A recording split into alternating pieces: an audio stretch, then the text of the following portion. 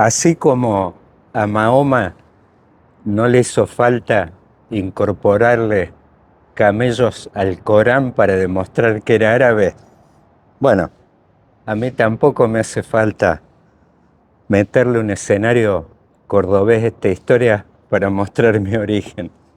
La tonada me vende. Pero bueno, estaba en Córdoba y cómo no aprovechar las espectaculares instalaciones de este ex Palacio Ferreira, hoy Museo Evita. Venía hablando en mis últimos videos respecto a los 3 embriones de posmileísmo, construcciones políticas que suponen un día después que va a tener esta experiencia actual, y desarrollé en algún detalle este proyecto que lanzó el otro día Rodríguez Larreta de un movimiento al desarrollo. Hace poco había analizado en una columna en El Economista el nuevo PRO.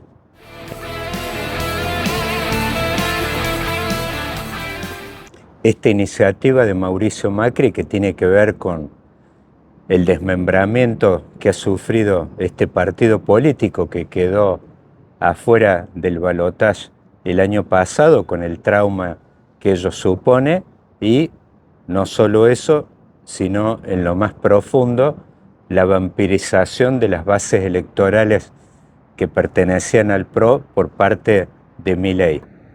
Así que Macri está haciendo control de daños y está apuntando de mínima a recuperar el control de la ciudad de Buenos Aires en las elecciones de medio término del año próximo, y quizás tenga en mente el lanzamiento de una candidatura a senador nacional que elegirá la ciudad de Buenos Aires. Ese proyecto no lo veo tan viable hoy, ya que Macri en el pasado mostró muy poco interés por puestos de carácter legislativo. Ello tiene que ver con la impronta de gestión que tuvo esta fuerza política desde su nacimiento, y además con el propio perfil de celebrity que tiene Mauricio Macri.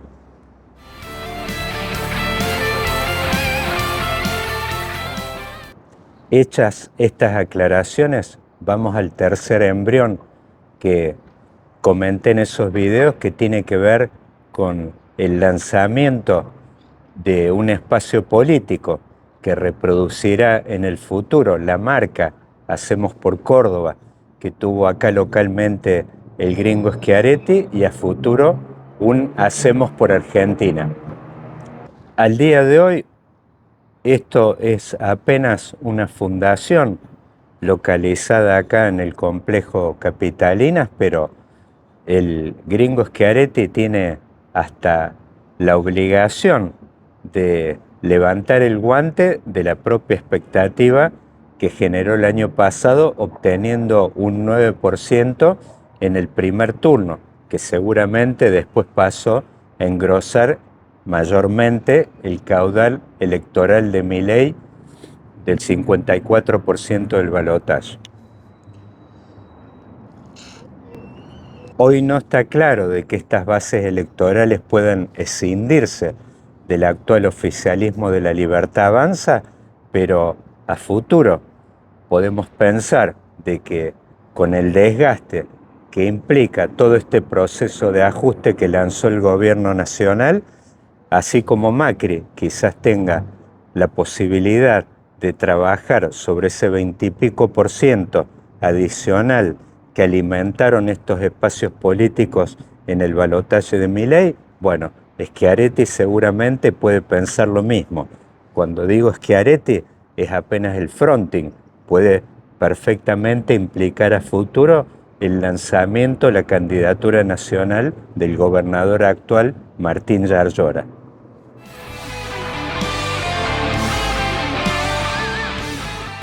Y la expectativa alrededor de un proyecto político nacional de Schiaretti o de cualquier alternativa del cordobesismo no solo tiene que ver con el episodio electoral de 2023, sino que está vinculado a una importancia, una relevancia que tiene a nivel político la región centro, que ya viene siendo protagonista de diferentes procesos electorales. Lo vimos con Mauricio Macri en la elección de 2015, donde Córdoba le dio un plus con el cual él pudo vencer en un balotaje muy ajustado versus Daniel Scioli.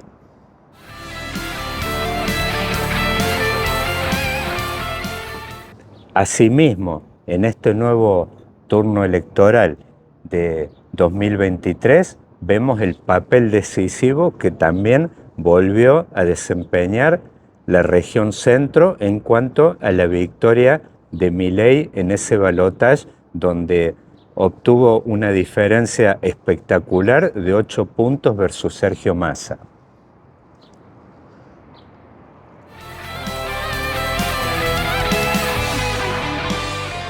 Más aún, en los diferentes estudios que están realizando los encuestadores, detectan de que la región centro constituye la columna vertebral de los índices de aprobación y de popularidad que están sosteniendo este actual oficialismo.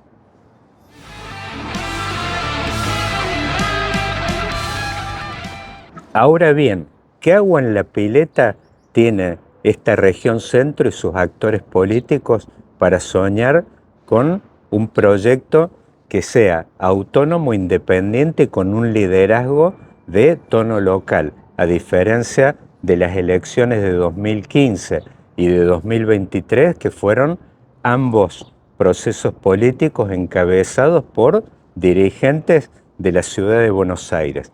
Tanto Macri como Milei, más porteños imposible. Pero más allá de ser contrapeso, ¿qué posibilidades tiene? Pensando en aquel viejo refrán que caballo que alcanza a ganar quiere, de no ser contrapeso y sí de ser líder. Ahí tenemos que hacer varias consideraciones que tienen que ver con el poder duro y con el poder blando de esta región centro. En cuanto al poder duro, la primera dimensión tiene que ver con analizar qué capacidad tiene esta región centro de constituirse en un club electoral decisivo.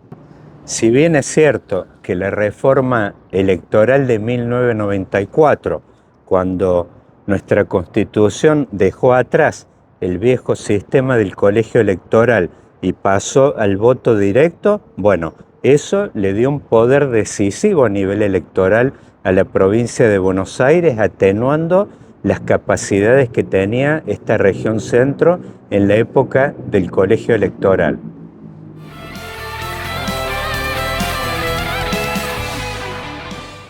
Como vimos en estos mapas, la región centro en tiempos del colegio electoral tenía en sus tres componentes las provincias combinadas de Córdoba, Santa Fe y Entre Ríos, alrededor de un 17% de las sillas del colegio electoral. Cuando la Constitución Nacional en el 94 deja atrás el colegio electoral, la región centro pasa en términos electorales a representar alrededor de un 20% de los votos nacionales totales, mientras que la provincia de Buenos Aires adquiere una gran capacidad, el 37% de todo el país.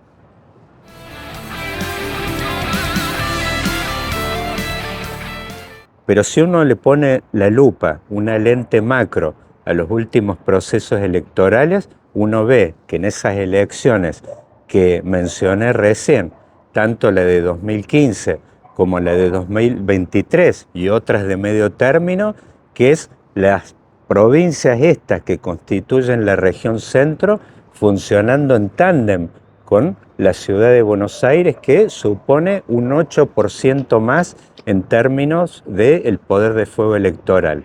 Entonces estamos hablando de 20% más 8, 28, un número que se acerca bastante al poder de fuego de la provincia de Buenos Aires, que es un 37%.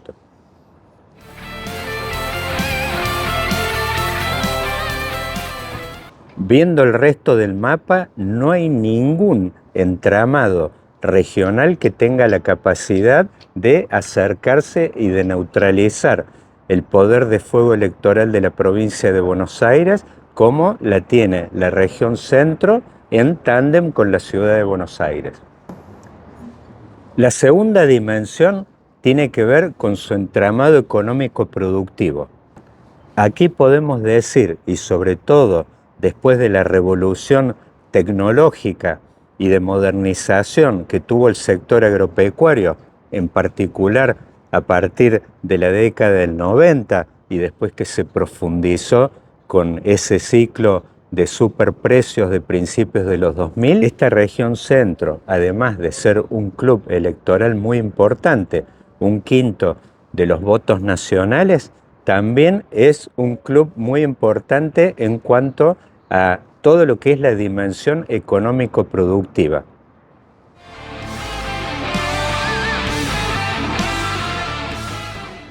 Ahí vimos en ese mapa, en cuanto a la factura exportadora de Argentina, que un 70% de ella está constituida por las exportaciones de la región pampeana. Y ahí eso es la región centro más el interior de la provincia de Buenos Aires.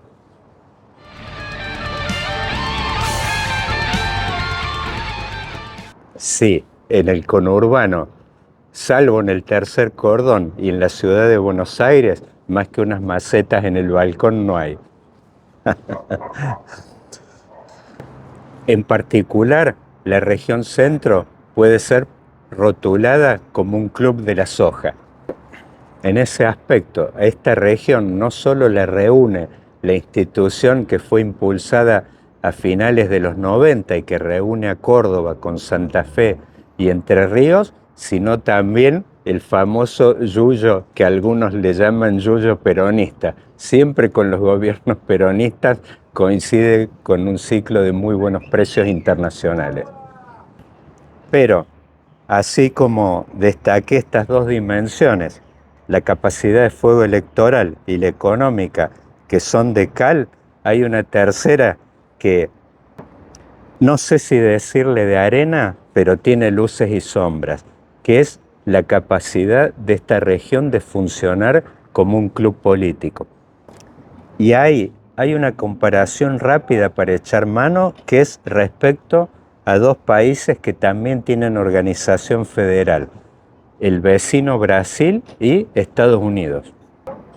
En el caso de Brasil es notoria la capacidad de ese sector de los agronegocios tan potente en esta región centro para también tener poder político. Vemos en cuanto a la composición del Congreso actual de Brasil que más del 50% de ese Congreso es ocupado por legisladores que provienen de los agronegocios.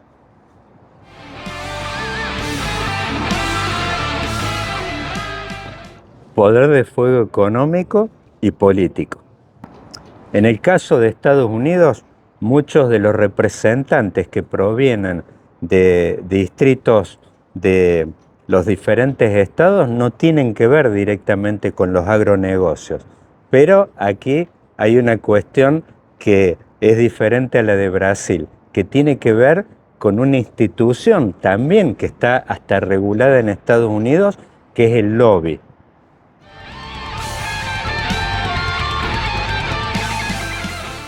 Ahí podemos ver cómo en Estados Unidos, a diferencia de Brasil, sus representantes no provienen directamente de estos enclaves de agronegocios, pero si bien no ocupan directamente las bancas, sí tienen la posibilidad de entrar a la billetera de quienes las ocupan.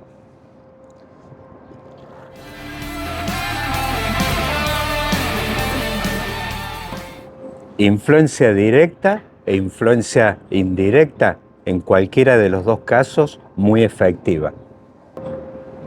Esto en Argentina es más difuso y en particular no podemos identificar nítidamente que este sector ocupe demasiadas bancas en el Congreso y tampoco en términos de su capacidad de ejercer lobby? Sí, lo hacen a través de diferentes instituciones. Bueno, hay una de Córdoba en particular que tiene que ver con la Fundación Mediterránea, la Bolsa de Comercio, vemos en el caso de Rosario la Bolsa de Comercio de Rosario. Son todas instituciones o think tanks que ejercen funciones de presión y que en el pasado ya lo vimos en los años 90. De la mano de Domingo Cavallo tuvieron la conducción de la política económica en la primera etapa de la convertibilidad. Pero en ningún caso podemos decir y podemos parangonar esta capacidad de influencia y de presión que tienen, no la podemos parangonar con la que tienen en Brasil o en Estados Unidos. En ese aspecto, en cuanto al poder duro, podemos decir de que esta región centro es una suerte de cuerpo desbalanceado. Tiene dos pilares muy importantes, que es su capacidad de fuego electoral y su entramado económico productivo y de los agronegocios, pero por el otro lado una influencia política tanto en las instituciones legislativas como en las ejecutivas que no está a la par de las dos primeras dimensiones.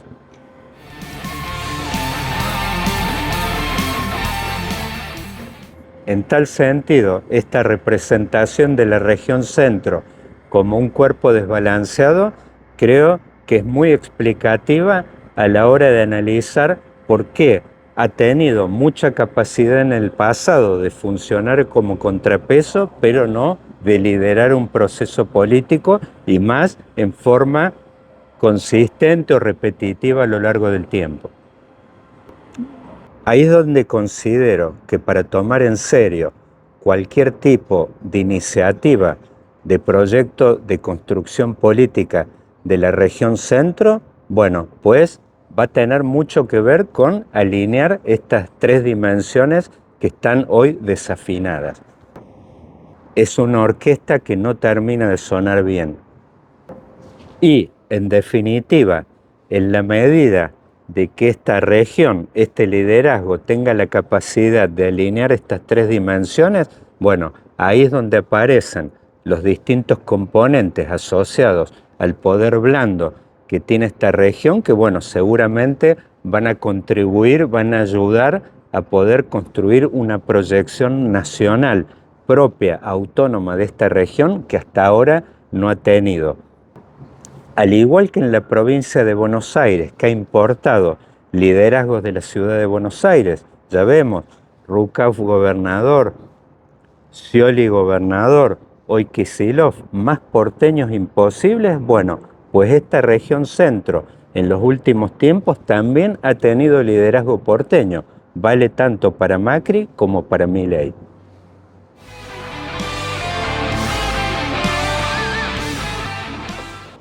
Los componentes de poder blando son muy conocidos y tienen mucho que ver con lo que se escucha de mi tonada. El humor, la capacidad que han tenido de penetrar dentro de la cultura popular algunos referentes, por ejemplo acá de Córdoba, como lo vimos con la Mona Jiménez, Rodrigo, que por ahí no consiguió afianzarse tanto acá como en Buenos Aires, y bueno, todo lo que tiene que ver con la industria del turismo, que sabemos que Córdoba es una opción permanente del turismo nacional y sobre todo más de capas populares que vienen a lugares en las sierras desde hace muchísimos años, turismo sindical y bueno, toda la temporada de teatro de Carlos Paz que de alguna forma ha sido un polo alternativo y en algunos casos que ha superado en cuanto a afluencia de público al más famoso, emblemático y tradicional que es el de Mar del Plata.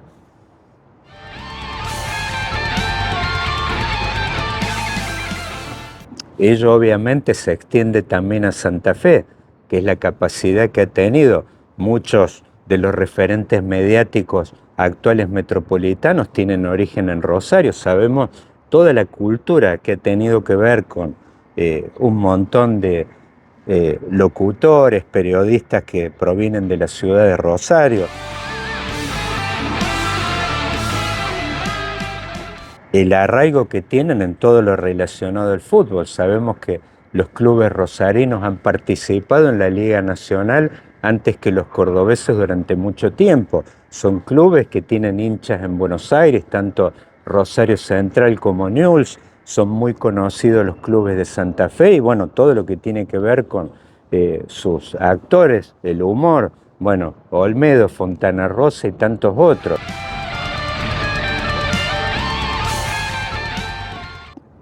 O sea, en todo lo que hace al poder blando sabemos de que hay un montón de referencias que hoy forman parte ya de la cultura popular nacional que provienen de estas provincias y también en ese aspecto vimos el año pasado una de las películas más taquilleras que subió Netflix a su plataforma fue Granizo.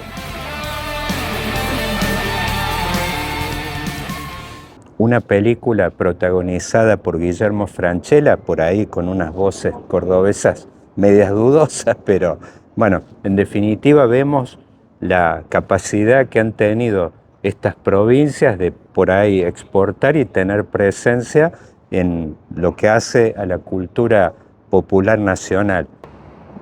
En ese plano, así como en cuanto al poder duro mencionaba las capacidades electorales, las económicas, bueno, en todo lo que hace al acervo cultural, sabemos de que estas provincias tienen perfectamente capacidad de exportarse y de tener presencia dentro de lo que es el escenario, el marco nacional. Construir capacidades políticas, alinear las capacidades culturales, el poder blando que tienen estas provincias, bueno, un poco es la agenda de lo que viene por delante. Obviamente, plagada de desafíos, así como no es tan fácil construir un club político como el que analicé en el caso de Brasil y de Estados Unidos, bueno, en lo que hace a la cultura también hay contradicciones acá que, bueno, ese es un tema que deberán analizar quienes sueñan con emprender una aventura de estas características.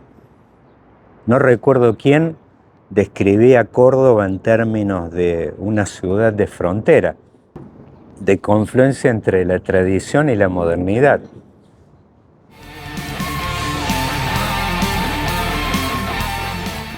Y ello tiene que ver mucho con la propia historia política de Córdoba. Vimos cómo en tiempos de grandes olas nacionales Córdoba no se ha plegado a ellas. Perón perdió aquí tanto en 1946 como en 1952 y en momentos donde hasta conseguía ganar en elecciones nacionales en la hostil ciudad de Buenos Aires.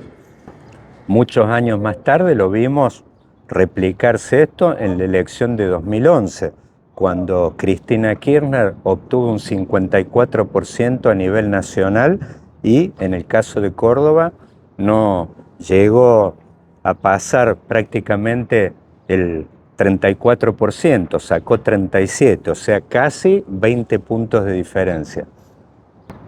En ese aspecto podemos ver cómo el electorado cordobés ha funcionado bastante desenganchado de, por ahí, el electorado tanto santafesino como de la provincia de Entre Ríos. Aquí Córdoba, algo que les ha sido muy productivo, y el cordobesismo tiene que ver con ello. Antes con Angelos era la isla, bueno, ha sido, así como Córdoba está rodeada de montañas, ha sido la voluntad política de sus líderes de construir proyectos locales encapsulados, alternativos y por ahí hasta de resistencia a las olas nacionales. Córdoba en ese aspecto, en Israel hablan de ese famoso Iron Dome, que es un sistema de protección antimisiles y que también hoy está funcionando algo parecido en Ucrania para prevenirse de los ataques rusos. Bueno, Córdoba ha tenido una suerte de Iron Dome político y cultural para estar aislada y vivir un poco por ahí al margen de las modas y de las olas nacionales.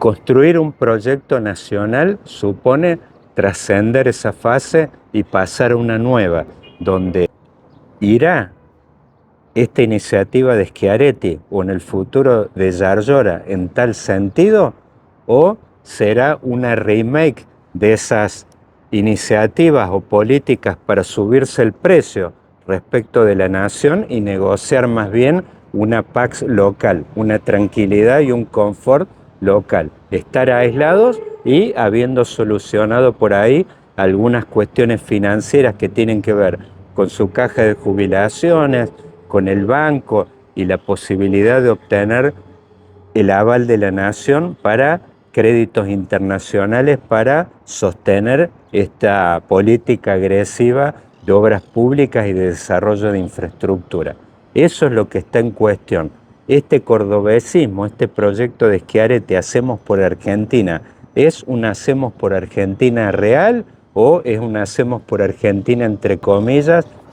Tiran en los medios de que vamos a jugar para no terminar jugando y obtener buenas condiciones en una negociación y tranquilidad en cuanto a lo nacional y sobre todo no molestar en este proceso político actual, así como ocurrió eso en tiempos del kirchnerismo, después ocurrió en términos de el macrismo y ahora con el mileísmo. De la Sota, en su momento, negociaba por ahí con cierto ruido condiciones con el kirchnerismo, Schiaretti lo hacía con Macri y después, bueno, ahora Yarlora se está acomodando a este proceso que ya se ha visto varias veces con Milei.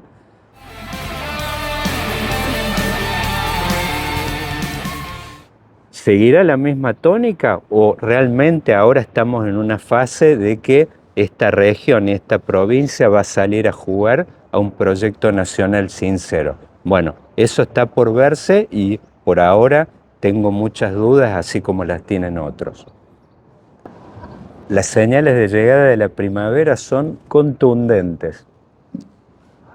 Y acá en Córdoba, más que en cualquier otro lado. Buena semana.